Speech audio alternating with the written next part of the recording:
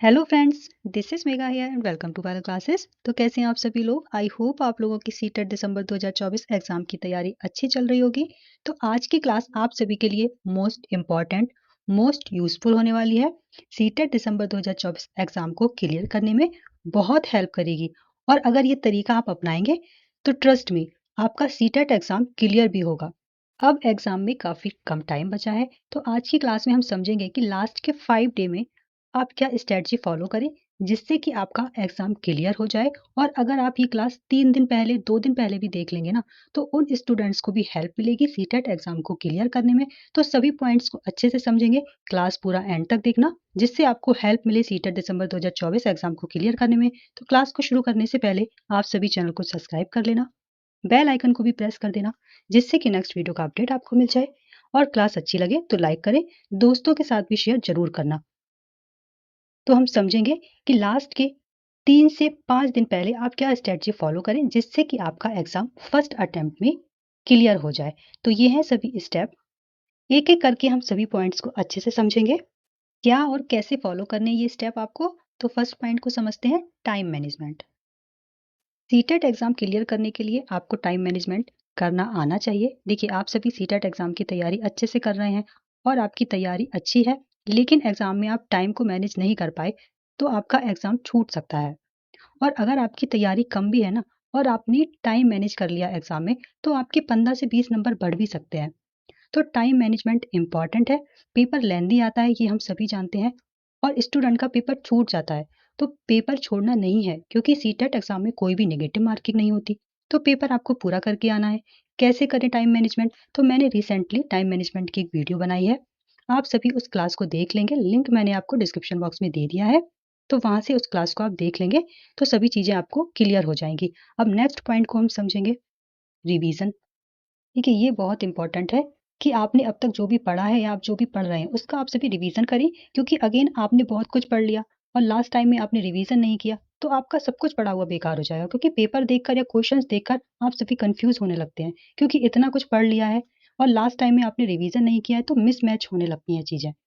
तो प्लीज आप सभी कुछ नया पढ़ें। उससे बेटर है कि आपने जो कुछ भी अब तक पढ़ लिया है उसको पहले आप रिवाइज करें, फिर कुछ नया पढ़ें और उसको भी साथ के साथ आप रिवाइज करते चलना। 4 से 5 बार आपने जो भी पढ़ा है ना उसको आप रिवाइज करो, जिससे कि आपके सारे कॉन्सेप्ट क्लियर हो जाएं और दिमाग में सेट हो जाएं चीजें, जिससे कि आपको एग्जाम टाइम पे कोई भी कंफ्यूजन नहीं होगी। तो मोस्ट इम्पॉर्टेंट है कि आप सभी रिवीजन करें, जो भी आपने पढ़ लिया है या आप जो भी पढ़ रहे हैं उसको साथ के साथ रिवाइज करते चलें, जिससे कि आपके कॉन्सेप्ट क्लियर हो जाए और चीजें दिमाग में सेट होती चलें। अब हम नेक्स्ट पॉइंट समझेंगे, फोकस ऑन लैंग्वेज।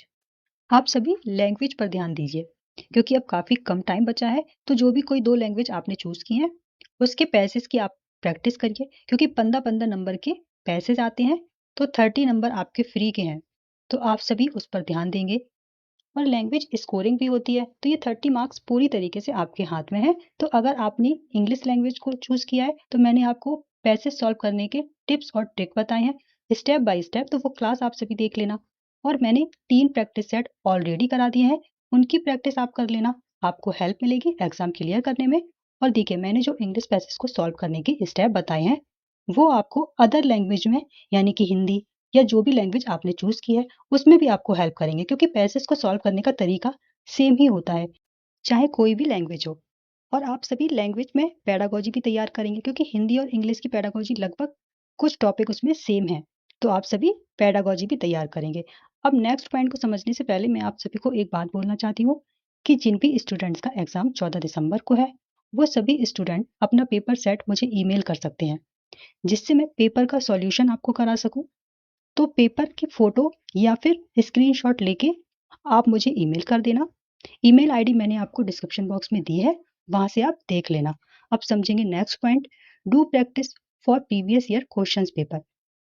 तो ये पॉइंट भी मोस्ट इंपॉर्टेंट है सीटेट एग्जाम को क्लियर करने के लिए, कि प्रीवियस ईयर क्वेश्चंस की आपको अच्छे से तैयारी करनी है, अच्छे से प्रैक्टिस करनी है। एटलीस्ट 4 to 5 लेटेस्ट ईयर के प्रीवियस ईयर क्वेश्चंस आपको सॉल्व करने हैं।